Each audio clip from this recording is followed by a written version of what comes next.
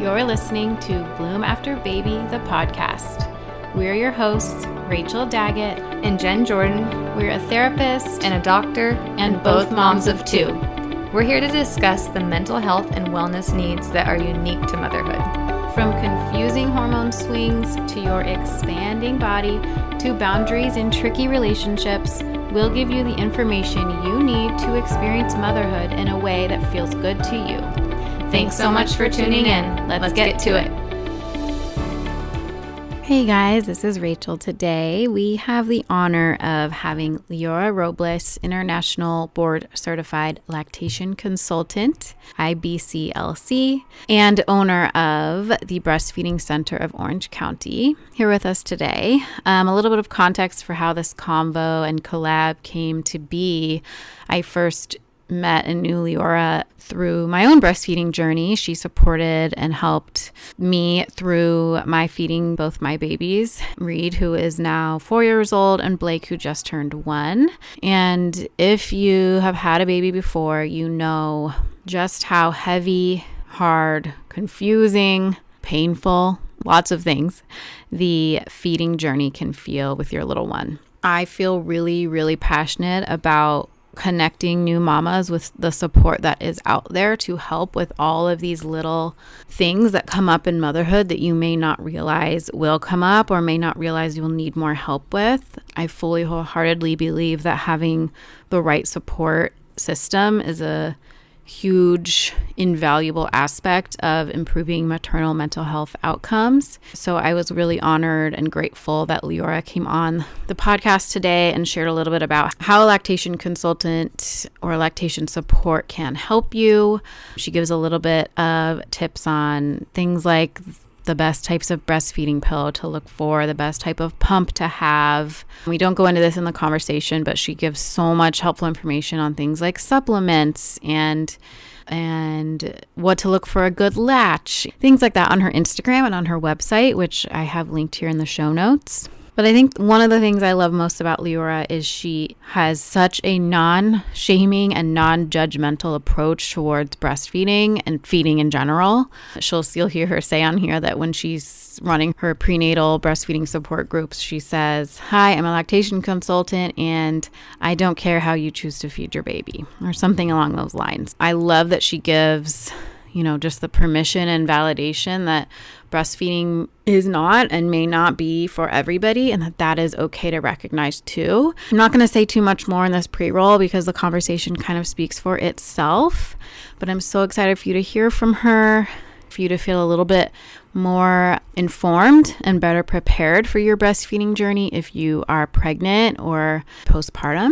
And I am just grateful to you for being here and listening and helping us spread this information and support to more moms. If you haven't already, please hop onto Instagram and follow us at Bloom After Baby. That's our handle. And click subscribe on our podcast. And if you're on Apple, you should be able to leave a review in the app there, and that would help us out a ton. So let's jump in with Leora. So Thank you. It's so good to see you, first of all. It's good to see you too. How are you doing? I'm good. Blake she's about to turn 1. It's crazy. It's so crazy. Way too fast. I know. You have 2 boys or 1? 3 boys. Oh, 3. Okay. How old are they? They're 7, 9, and 17. Oh my gosh. Yeah. We're in like every stage all the time. And then you're also in the newborn baby stage through work all the time. I know, which gets my fill and keeps me from wanting more. So that's perfect. That's great. Oh, yeah. That is wonderful. I have been listening to your podcast and it's awesome. Thank you. Yeah, that means a lot. I really, really love it. Thank you. And I'm not just saying that. I really think it's great and just so real. And I think that's so important. Thank you. That really does mean a lot. I love it. Yeah, we're Jen and I, it's a lot. It's we're both working moms and then trying to build this, and neither of us are very tech savvy. Neither of us have ever done a podcast or been trying to do the Instagram thing either. So definitely a steep learning curve, but our main point in doing all of this is just to to put authenticity out there, to put information out there, but more than anything to just be supportive and normalizing of the struggle that can be and all the different things that can come up in pregnancy and postpartum for mamas. And yeah, so I appreciate you saying that. Thank you. Yeah, and there's so much. And I Yeah. know how much work it is to do stuff like this. So Yeah, I know like you do. I see that end of it and I know it's a lot, but I think you guys are doing a great job. Thank you. Oh, thank you. I will carry that with me. So, speaking of that, tell our listeners what you do, who you are, and yeah, what services you provide. Yeah. So my name is Leora Robles. I'm an IBCLC, which is a board certified lactation consultant. So we at the Breastfeeding Center support parents from the time that they decide that they want to breastfeed, or even if they're still exploring what feeding options are, all the way through, the time that they're ready to wean. And that could be at any point because your body's going to make milk, whether you're planning to breastfeed or not. So, for every birthing parent, at some point, they kind of need to manage this milk, right? That Yeah. happens no matter what their feeding plan is. So, I have three boys, right? And I had a very different feeding journey with each of them. And that experience, or that struggle, I should say, Mm-hmm. kind of like lit this passion of mine to help other people through those same challenges, because we all struggle with Yeah. feet in one way or another. And it's such a vulnerable time for us that if I can just lessen that stress or burden just a little Mm. bit, it's so inspiring and rewarding for me. And so, yeah, that's kind of how I got to doing what I do. I don't know a ton about your own personal journey into this, so I'm excited to hear that and learn a little bit more about that. So, what support did you have or not have that, like, looking back, you wished you'd had Yeah, at the so time? my oldest is 17. And so 18 years ago, when I was pregnant with him, I had a couple close friends who were having kids and they were breastfeeding. And I was like, wow, that looks great. I think I'll do that too. And he was born. And within 24 hours, I was in so much pain. My nipples were cracked, they were bleeding. I was in so much pain. I gave birth at a hospital, and the hospital lactation consultant stopped by a few times. I think they gave me a nipple shield at some point Mm-hmm. and kind of just sent me home. Mm-hmm. And I continued to try, but I was in so much pain. And I didn't even know that lactation support existed outside the hospital. I Mm-hmm. didn't have any friends who needed help or who told me they got help. So I just kind of assumed it should work, right? What about breastfeeding shouldn't work? This is like the way it's Right. supposed to be. And it was about the middle of the night, night 5, that Noah woke up crying. And I turned to my husband. I was like, I can't do this anymore. I was like, I love him, but I hate him. Like Mm-hmm. this, like I'm not in a good spot. And so I told him that I was like, go downstairs, make a bottle of formula. I don't even care. I'm going to pump because my breasts feel like they're going to Yeah. explode. And I pumped, and they were actually like bright red milk, probably from all the bleeding I was Mm. happening. And I was just like, oh my gosh, like Oh. what is going on? And that, like, from that moment on, I never latched him again. I ended up exclusively pumping. I was Mm-hmm. blessed with a lot of milk, so that worked out well for me. It was easy. And that's what I did for like around, I think, 7 or 8 months. I just exclusively pumped. And at Mm-hmm. that time, I felt a little defeated. I remember going to like pediatricians appointments and they'd say, "Oh, Yeah. how like is he breastfeeding?" And I would say, "Well, kind of, like I'm pumping."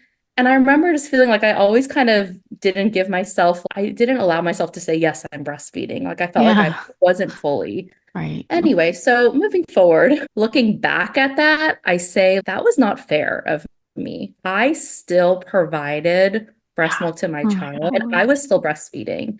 So we had a number of years of unexplained infertility between our Mm. first and second, which is why we have an almost 8-year gap between them. And so I had a lot of time to process that and think, what do I want the second time around? And so a lot of that was finding all this like lactation support that existed outside of leaving the hospital. So I read Okay. a lot of books and like I took a class, which I didn't do the first time. And Ari, my second, was born a few weeks early. And sure enough, we had challenges, right? Because, like I said, Hmm. it's hard for everyone, really. Yeah. It's so Yeah. rare to find somebody who says, oh, everything was so easy.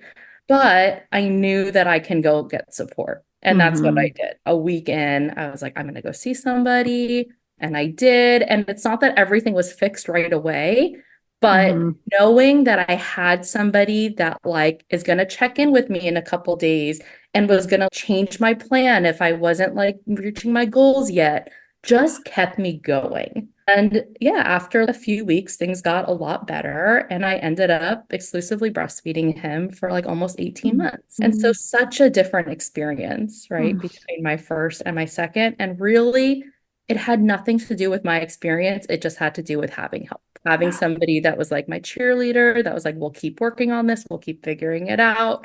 And that was it. It like got me over the hump. And then I had this beautiful breastfeeding journey. And my third came and things went much smoother with him. Every baby's different, every Yeah. diet's different, all of Right. that. Yeah, so that's kind of my journey. And so ironically, my sister had her first baby 3 months after I had my third. And I was like, I'm gonna come, I'm gonna help you. This is Yeah. amazing. And she had a home Okay. birth, all these different things. But she was wise enough to bring in a lactation consultant to her home like right away. Hmm. And Hmm. so I observed this support that I never had. So Yeah. like personal in your home, like right after baby was born. I was Mhm. like, that's amazing. Oh my gosh, everybody should have this. And yeah, I was like that I think I need to like make a change in what I do. Okay. So And so that was when you decided to do this yeah. as a career. Yeah. So I had 3 kids and I went back to school. Oh my gosh. I know. What does, first of all, thank you for sharing that. It's so Yeah. beautiful. You're And it's welcome. such a just perfect like observation of how things can go differently when you have the support versus when you don't. It's not about having the right like tools necessarily. It's just having somebody who can walk alongside you and love you and nurture you through that process. And to like for me, and I think probably a lot of other moms, it's also just having that load off that, okay, I don't have to figure this out by myself. Somebody can tell me what I can do differently. I don't need to sit on Google at 2 o'clock in the morning researching how often I should be pumping or how to know when my baby's had enough. I can have Leora, for me, tell me that. And so I can just focus on resting and recovering and being with my baby. Exactly. Yeah. And let having a professional be able to say, I will let you know if there's a problem. I'm not going to let your baby starve. I'm not going to let your baby suffer. So, kind of guiding to what's normal, what's not normal, just to take that pressure off. Gosh, parents have so much pressure, Yeah, like so much. so much. Yes. And then I think too, this is something I've talked a lot about with friends who've gone through becoming a mother around similar time frame, is that idea that it will just come naturally. Don't worry. You don't need all that extra stuff. Like breastfeeding is what your body's supposed to do. It will just happen if you relax and let it happen. Right. And that's just not true. It just isn't. And so then there's so much shame in that when problems do come up, when it's like, Something oh, wrong, yeah. right? What's wrong Why with me? can't What's I wrong with do my this? body? Yes. Yeah. Okay. Well, thank you for sharing your personal journey. That's beautiful. Tell me really quickly so people can know the difference too when they are looking for lactation support. What is the difference between like someone who says I'm a lactation consultant versus an IBCLC? Right. So anybody can call themselves a lactation consultant. There's Mhm. no regulation about who can be a lactation consultant. And there are many different types of like certifications you can get in Mhm. the lactation world. So there are like certified lactation educators or certified lactation counselors. And those are courses that are pretty simple to sign Mhm. up for and to complete. And those types of certifications are excellent for people who want to provide like basic lactation education or support they are very valuable for those things. But the only lactation certification that really has more of a thorough education and like clinical experience to assess and support more challenging cases or is going to be the IBCLC certification, which is an international board certified lactation consultant. So that's the IBCLC. And that's the one, if you are having any pain, if your baby that has a medical condition, is not gaining weight appropriately, has any like symptoms of pain, then that's really who you want to see. So they can really do deep assessments on both parent and baby to really dive deep into figuring out what's the root cause of what is going on. So if it's kind of beyond just, I need some kind of help with different positions, or I need to know like how much my baby should be feeding, how often, like all that basic stuff, most people with a lactation credential in some way can help with that. But if you're having continued challenges or pain in any way, you want to see an IBC. Okay. That's really helpful. Yeah. I will say though, too, that even if, I mean, obviously my only experience personally with this is working with you, and you're obviously an IBCLC, but I feel like let me back up.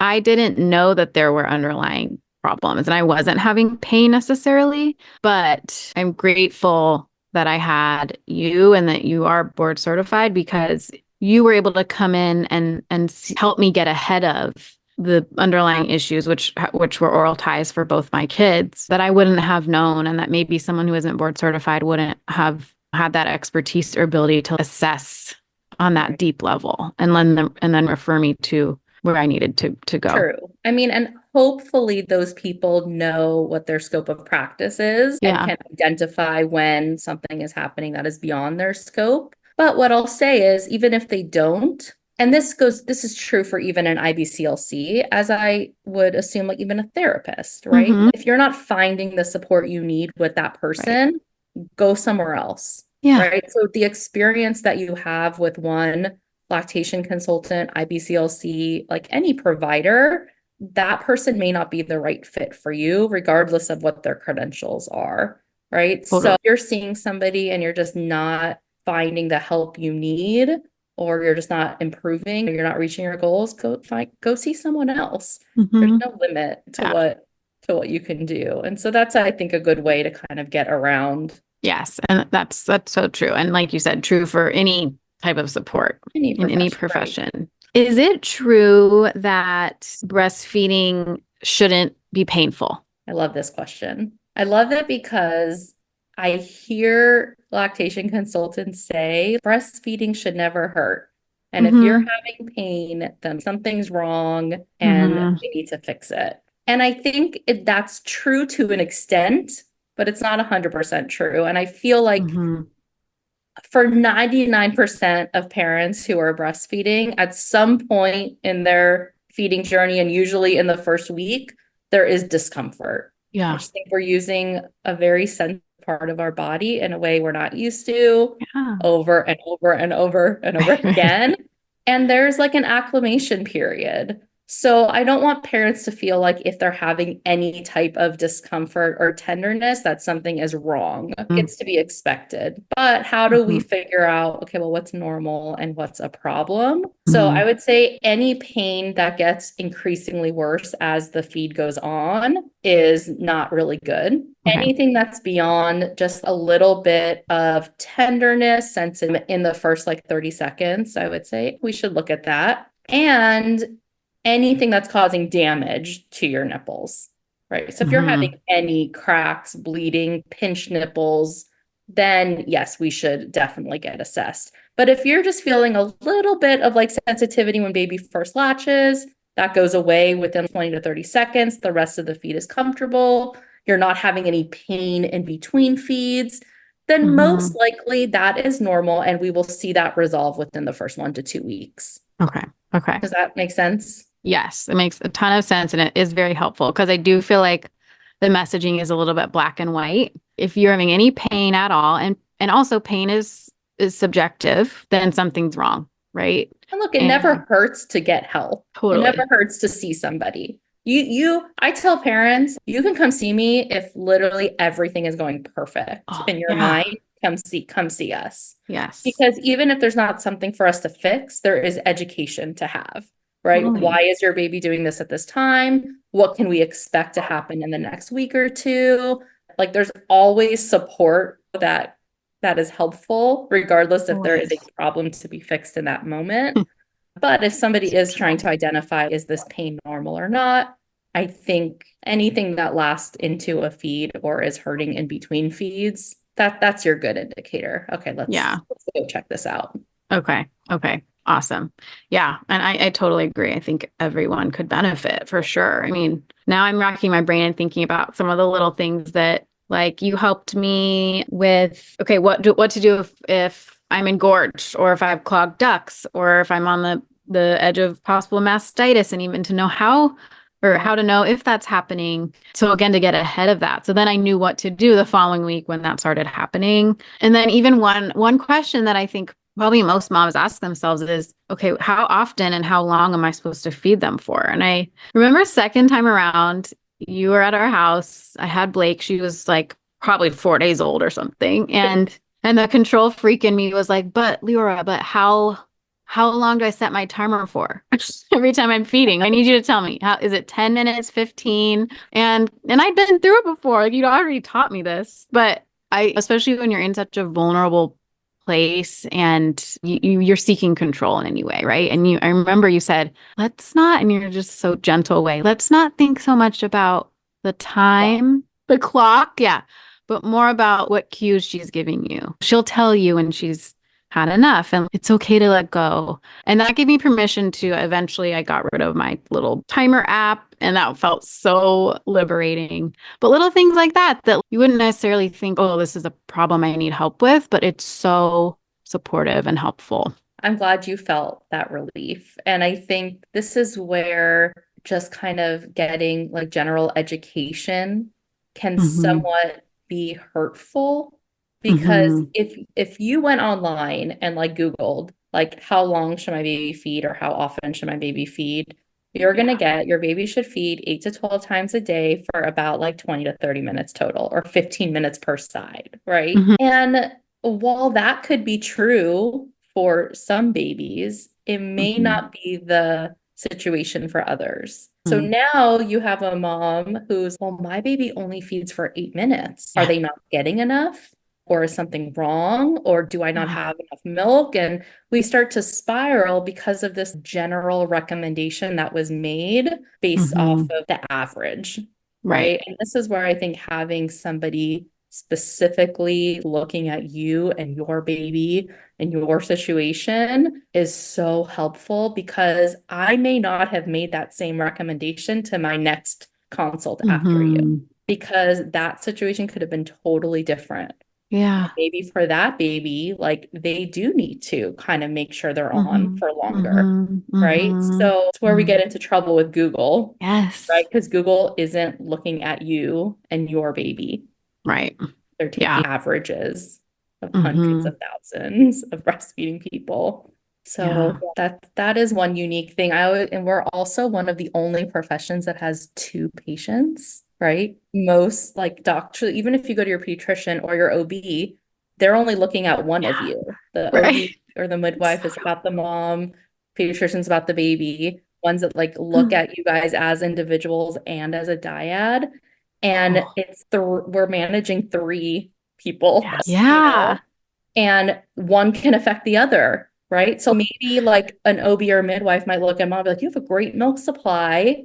Your milk is volume, you have plenty of milk, just like follow baby's cues, no problem. Then maybe we have a baby who does have oral ties or Mm-hmm. has dysfunction, right? And Mm-hmm. can't actually pull that milk out that mom has. So Mm-hmm. now that information for that baby may actually be harmful, Yeah. right? Because just because mom has a lot of milk, we can't make the assumption that baby's gonna have this like amazing feed. And so this is where like having somebody on your team looking at your specific situation for both the parent, the baby, and how they come together is so Yeah. important. And recommendations Mm. will change based on any of Yeah. those. That's so beautiful. I've never thought about it that way. That's so cool.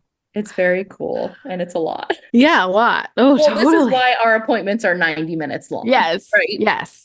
This is why, It makes because sense. like we can't just take a quick look and give a recommendation because there's so much information to Yeah. gather on these two individuals. So we're going to gather all of that and we need to see, okay, now how does this come together and assess that? And Mm-hmm. now what are the symptoms and what can Mm-hmm. we recommend to help get you closer to your goal, right? And I'm Yeah. glad the word goal came up Mm. because that matters also in what our Yes. recommendation is. So if you Yeah. have a friend that like says to you, "Oh, well, I just did this. I started bottle feeding like early on, or I started pumping early on. You should do that." Well, Mm-hmm. maybe her goal is different than what your goal is, right? Do you Yeah. plan to introduce bottles? Do you want to pump? Do you plan to go back to work? At what point?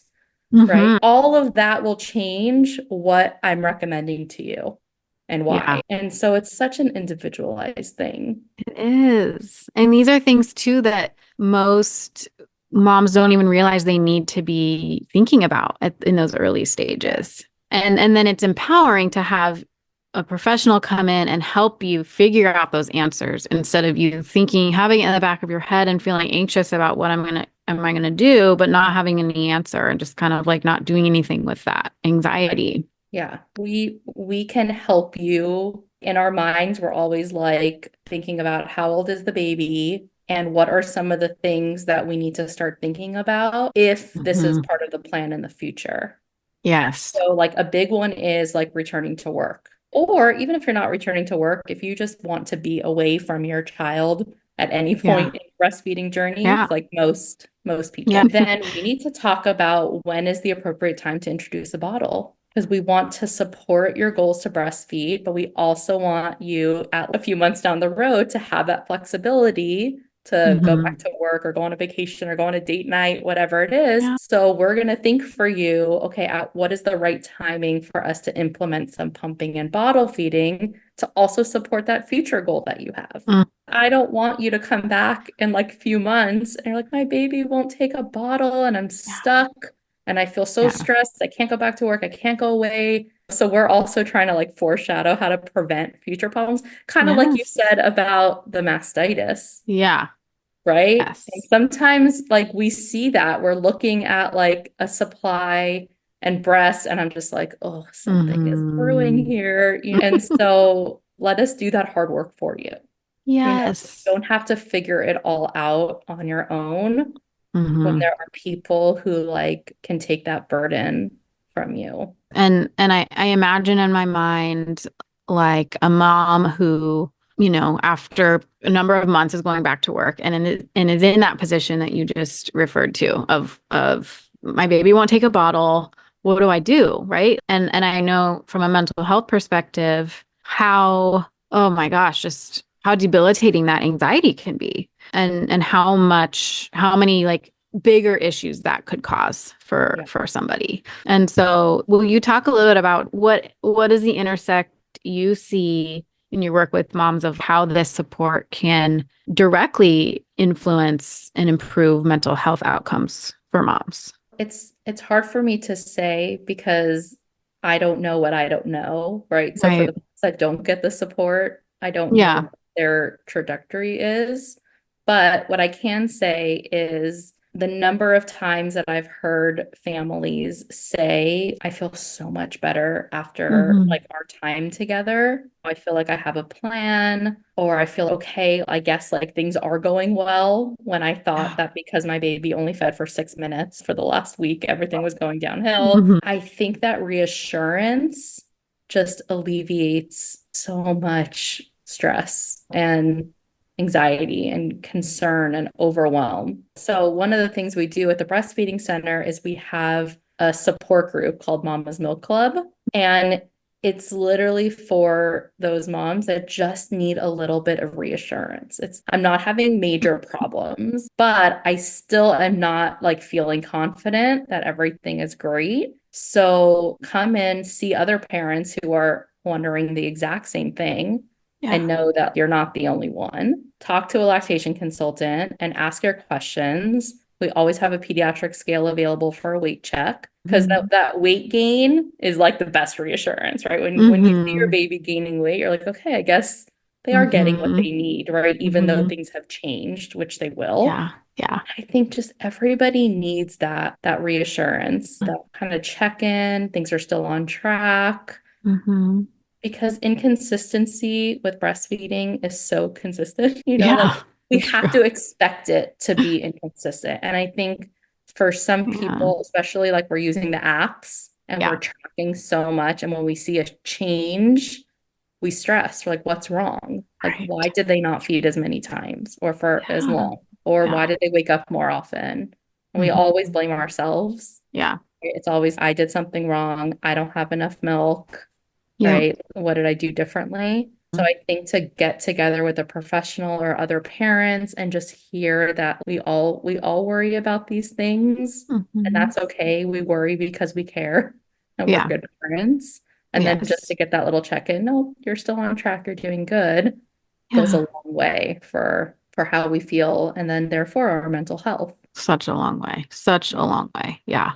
The overwhelm, the stress. And I mean, you have your own experience too as a data point. My experience was that so many of my clients as well, because the feeding relationship with your baby it's obviously there's a lot at stake and biologically we're wired to worry about it, right? Because that's Yeah. what keeps our baby alive. And so it's heavy. It's heavy and Well, it's like the most important job in the entire yes. world in that moment, Hmm. right? Yeah. Is just to make sure this little one is fed and Yeah. healthy. Yeah. And it feels like it's all on you. Like it Yeah. is your sole responsibility when Yes. especially when you're breastfeeding. That's a lot of weight. It's heavy So true. to take on that responsibility. Yeah, it is. And it's not like you can ask someone else to breastfeed for you or pump for No. you. Right. But when you have the support from from someone like you, it's okay. I felt like I could like give you some of my worry. I Yeah. could hand it over to you and you could carry it for me or hold on to it for me. Um, and I definitely felt like struggling with PPD both times. The first time around, not connecting with you until 3 or 4 months in. And then it was like damage control. Versus with Blake, I remember emailing you like 2 months before her due date. When can you come within 10 days of her being there? And it and it really helped. Like I saw the difference for me of being able to relinquish that control and get that reassurance and have those tools and not be getting mastitis every other week because if you're depressed, if you keep getting physically sick, you're just going to get more and more depressed. So, yeah, I really, really fully believe that what you're doing is obviously it holds so much value for the feeding and for the baby's health and the mother's health and just their relationship together, but and also for maternal mental health Yeah. outcomes. Thank you. Yeah. That makes me feel like so good and just proud that like we can offer that just like emotional support in addition to the clinical recommendations Oh my gosh. that we do. And I love being able to provide the time and space for families to get that, right? Because like we said, Hmm. we're together for an hour or more, Hmm. right? And we get to talk and hear what's going on. And I think that's a big difference between some other types of providers who you have like your 10 minutes. Totally. And I Yeah. think it's therapeutic just to have a Oh, it listening is. ear, somebody who's been there, who understands, and whether it's like a one-on-one or a breastfeeding support group, which there's breastfeeding support groups. I mean, so many of them, they're invaluable to give yourself that space to know, yes, this is hard, but we're on track. Yeah.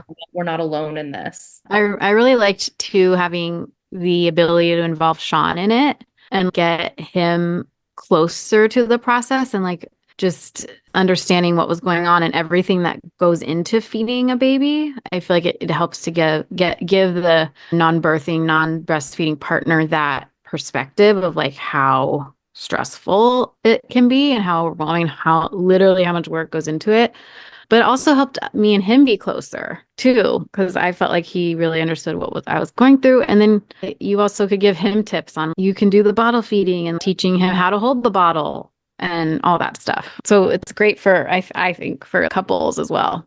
Yeah. And I'm glad you brought up Sean because that is another part of that support system that Mm, can really make or break this yeah. experience. So surrounding yourself with people who support you in your goals and are willing to allow you to do the hard things but still be supportive. So I saw this meme once that said, just because I say it's hard doesn't mean I want to stop. And I think that's so good with breastfeeding. It Because is. Yeah. yes, I think every breastfeeding parent at some point sat on their couch and was like, this is so hard. Oh Yeah. my gosh, you want to feed again? Oh my gosh, you're still feeding. Oh my gosh, why won't Hmm. you latch? But that doesn't mean we don't want to do it. Right. I mean, for Yeah. some parents, that might be their choice, and that's fine. But I think for others, Yes. I remember being like, this is so hard, or I'm in Hmm. pain, or whatever it is. But I was asking for help to get Yeah. through, not permission to stop. Yes. Yeah. So I think having people in your circle who are like, you're doing such a great job, Mhm. or like for parents who do both come to consults and they understand the plan, that reminder of, oh, remember Leora recommended this. Or sometimes I'll have when parents are dealing with pain and we Mhm. work on positioning and latching. Sometimes I'll have the dad get up off the couch, step back, and look. Yeah. I was like, do you see this position? She can't see this. So I want you to be Mm. her eyes from this perspective. And it's a simple thing, tuck the tush in or the chin up makes such a difference. So just Totally. having somebody who's like your cheerleader, even when Yeah. it's hard, and that could be a partner, a grandparent, a Mhm. friend, support group, whatever it is, Yes. surrounding yourself with people who are like, you got this, you're doing great. I Yeah. see how hard it is. So proud Mhm. of you. Those encouraging words go such a long way. Absolutely. Let's see. You did have a question about products, Yeah, yeah, yeah. and I remember thinking about it. I was like, there's not one product that is, you have to have this. This will make or break your success. I will say, there are breastfeeding pillows that I feel like are better than others. Something that will stay near your body, that you're Okay. not fighting to keep close to you. So some of the pillows have buckles in the back Hmm. versus others that don't. I think in general, I see more success with them, but there are some people that find other styles are better for their shape. Yeah. So Yeah. there's not really one, but it's just like, if you find yourself feeding your baby and fighting a pillow, it's not the right pillow. Yeah. Your Great. pillow should help you. Great. You Yeah. shouldn't have to like hold baby and pillow to make it That's a work. great. Yeah. And the other thing I'll say is I know right now, like the wearable hands-free pumps are really Mm. popular, but I Okay. don't recommend getting them as your primary pump. Like when you're pregnant and your Mhm. insurance is allowing you to get a pump, I really recommend getting a good, solid double electric pump. Okay. Yeah. Most insurance companies are covering a Spectra. That's what I would Hmm. recommend right now Hmm. because you never know what your pumping needs are going to be. Yeah. And if you need to pump early on, you want a really good double electric pump. The Okay. hands-free ones are just not usually as efficient at removing milk, are not as Hmm. efficient in establishing a milk supply. So if you find yourself separated from baby in the early weeks, then those pumps just don't do a good enough job, unfortunately. Okay. So I will say if you're like still planning on that, that would be a wise choice. Okay. So those are like my two. That's I feel like that helpful. kind of affects everybody at some point. Very true. Yeah. This is something I didn't send you, but I thought about this morning that I really wanted to ask. Just thinking about like the magic of milk and the magic of breastfeeding, and obviously the benefits of the nursing relationship for both mama and baby. What are some of your like favorite little tidbit facts about what those benefits are and what breast milk has? I feel like it's liquid gold. Why is it so magical? I mean, I think the biggest thing is that it is made like specifically for your baby, Hmm. right? And it's changing hour by hour, day by day. And depending on your environment or what viruses you've come in contact with or your baby's come in contact with, your milk Hmm. will change, Hmm. right? So I think that's incredible It is. because there's nothing else in the world that is tailor-made like that. And if your baby goes to like daycare, they're Uh, exposed to whatever it is, right, in uh-huh. the air. But when they then breastfeed, their saliva communicates with your body Oh to my then gosh. tell your brain, hey, we've been exposed to this cold. Can you make some Mm-hmm. antibodies for me? And it will actually like change the milk. It's just magical. I mean, It's there's crazy. nothing else that does that. Mm, And I think that's so unique and special to be able to provide something that unique. And that's just the milk. That doesn't even mm, talk about like the experience of yeah. holding your little one like close to you many hours. And Yeah. then we know that breastfeeding releases oxytocin. So oxytocin is like the love hormone, the feel-good hormone, right? So Mm-hmm. besides getting to provide this like perfect nutrition for your baby, the act of breastfeeding even supports your like mental health and Yeah. well-being right through Totally. that oxytocin. So it's Mm-hmm. like this perfect kind of give and take, Yeah, and it's beautiful. it is. It's It is. beautiful if it's like feeling good for you. Ah. And if it's not, it's okay to recognize that, like I did. I say, Mm-hmm. this is like with my first, right? And I say to my husband, still to this day, I say, I'm so grateful that I was able to recognize that I wasn't doing well and Yeah. be okay making a change. Yeah. Because I think if I didn't stop, I think I would have spiraled. I think I would Mm-hmm. have been in a bad place. And I say to my husband, it's scary to say, I can understand why people hurt their babies. Mm-hmm. That's how Yeah. bad I was doing. So I thank God that I was able to recognize that and put Yeah. my breastfeeding desires aside for my Yeah. own health and safety and my baby's. And so that's why I say if Yeah. it's working for you, that's amazing. And not to say if it's working for you, if it feels right to you, Yeah. that's amazing. And if it doesn't, like it's okay to say 100%. this is not working for me. I need to make a change. Oh, so grateful to you for saying that and just for putting that out there. It's so important. And Yeah. I start off all of our breastfeeding 101 classes, our prenatal classes, by saying, I'm a lactation consultant who doesn't care how you feed your baby. I love Yeah. breastfeeding. I think it's great. And I had a good experience with it 2 out of 3 Yeah. times. But I care more about that you feel Yeah. supported along your journey, wherever Mm-hmm. that takes you.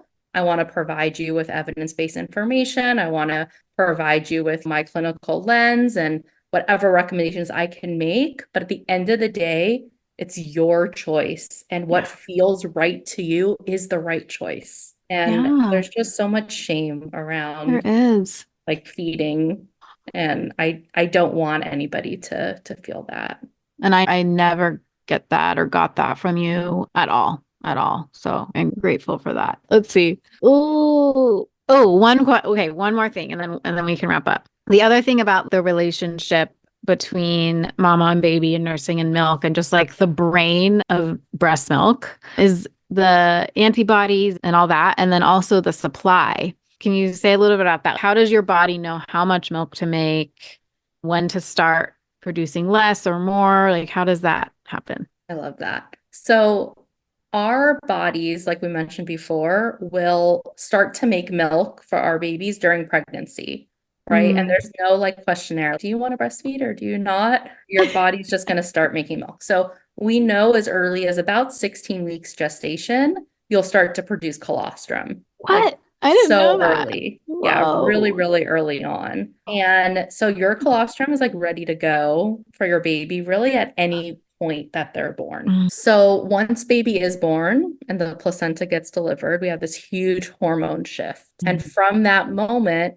your milk volume will start to slowly increase over the next almost a week, but really mhm, 4 to 5 days. mhm, mhm. And so it's the actual delivery of the baby that kickstarts that Okay. change. So I always empower parents by saying, you have milk right away. Yeah. Because so many people are under the impression that they have to wait for their milk to come in. Yeah. But no, you already have milk. It's Whoa. colostrum. Been Okay. there since 16 weeks in your pregnancy.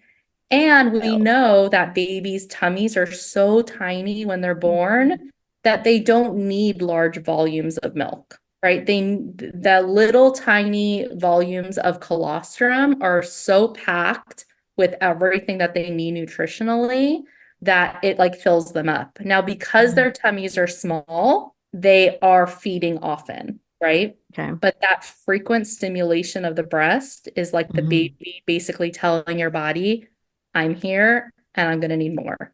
I'm here and I'm going to need more. Hey, guess what? An hour later, I'm Yeah. here and I'm going to need more. And Yeah. that frequent stimulation is what drives the increase in milk Okay. volume over the Okay. next few days, Okay. right? So for parents who deliver their baby and don't want to breastfeed, what is important is not to stimulate the breast Mm. because that is what's going to basically not allow your brain to Yeah. get messages of make more. Rather, they're going to get messages of we're not really using it. Yeah. So let's not make too much. And Yeah. slowly the supply will dwindle. Okay. Okay. So for parents who are separated from their babies at birth, maybe baby has to go to the NICU, this is where pumping becomes so important in those early Mm. days Mhm. because we know that frequent regular breast stimulation in the Mhm. first few days can play a huge impact on milk supply, not only in that moment, but for weeks and months to come. So we Okay. talked about earlier, like if there's any product recommendations, I was like, Yeah. get a really good pump Yeah. because if you need to pump in the early days, it's so crucial in getting that supply established Mm. that we don't want to lose even a few days Yes. using an inadequate pump. Okay. So around day 4, usually most parents, I get messages of, oh my gosh, my breasts are huge. Like what happened? And that's Yeah. when that huge, like big transition takes place in volume. Okay. But it Okay. is a transition. Your baby has milk from day 1 in appropriate volumes, but they change really quickly, right? We talked about Yeah. that. Expect these inconsistencies, and one of those inconsistencies are from their birthday to day 7. Really every day they demand almost Yeah. double what they Oh need the my day. gosh. So that change in our breasts are quite dramatic and Yes, surprising. quite, to say the least. But it's helpful to know what to expect. Yes, definitely. And this is where I think maybe in one of your questions talked about what parents can do to Yeah. prepare. Right. And this is where taking a prenatal breastfeeding class or meeting with the lactation Yes. consultant prenatally is so important because Yeah. otherwise you don't really know what to expect because even if you've been around breastfeeding Hmm. and you've seen parents breastfeed, what happens in the first like week is so unique to that first week. Any recommendations we're going to make in that first week is never going to really be made again, right? The volume expectations Hmm. are completely different. Babies like feeding kind of patterns and frequencies, stooling, right? Uh, Their poop, which is like yeah. poop and breastfeeding all go together. Yeah. We're going to use that as a guide to kind of assess how things are going. Yeah. That is only unique to the first week and then it changes after that. Hmm. So really understanding what to expect in the first 24 hours, the first few days, the first week can really get you through that initial hump. Hmm. Take a class, that's like the best thing you can do for yourself. Okay. So in that vein, tell everybody, A, how they can find you if they're in the Orange County area, because you're based in Orange County. Yes. And then if they're in some other region, where's the best place to find a directory for IBCLCs? Yeah. So if you're in like Orange County, Southern California, we're the breastfeeding center of Orange County. Our office is in Laguna Hills, California, but we do offer virtual support and home visits too in Orange Hmm. County. We take many insurance plans, some HMO plans now too, Oh my but God. PPO. So that's really exciting. And the Ouch. Lactation Network does a great job in trying to get insurance coverage for people. So that's a great resource. You can verify insurance coverage, like we're scheduled directly on our website, breastfeedoc.com. But you can Mhm. also, if you're not in our area, you can find La Leche League. You can go to the Lactation Network's website. They can pair you with a lactation consultant. So there's lots of ways. Usually also your Awesome. local hospitals will have like resource lists for you too. So lots of options for how to find support. You're welcome to reach out to us and we can help you find someone in your area too. We definitely do that a lot. Okay. Oh, that's good to know. So for anyone listening, I will link all of those things in the notes and also put Leora's website and Instagram and everything in there so you can contact her if you want help getting connected with somebody or to work with her or her team. Then our office is in a collaborative space where there's other providers like chiropractors, other OTs, a massage therapist. We're very lucky in South Orange County to have so many great providers. So really, if you're looking for anybody, don't hesitate to reach out to us. If you're in like Orange County, we can connect you with someone. Definitely. Yeah. One-stop shop. I mean, so helpful. Like I would go with Blake, see Danny. Danny's the chiropractor she's going to be on our podcast in a couple of weeks. And then we would pop in to see you for lactation. And then we'd go see Olivia for OT. Perfect. Yes. It was so easy. Great. Oh, well, thank you for your wisdom and your soul. You are doing so much and truly, truly, truly helping so many families and mamas in ways you don't even realize. So thank you. Thank you for having me. Thanks so much for tuning in with us today. If you enjoyed this episode and feel like it brought you value, don't forget to rate the show and leave a review. Your feedback means the world to us and helps us know which conversations you're needing the most. And we'll keep bringing you new episodes every week, so hit subscribe so you don't miss a thing. Also, be sure to check out the show notes for any links or resources that we mentioned. We're on this journey with you, so be sure to find us on the Gram and TikTok. Plus, go to bloomafterbaby.com and grab our free guides on all things motherhood created just for you. Breathe, be well, and keep growing, mama.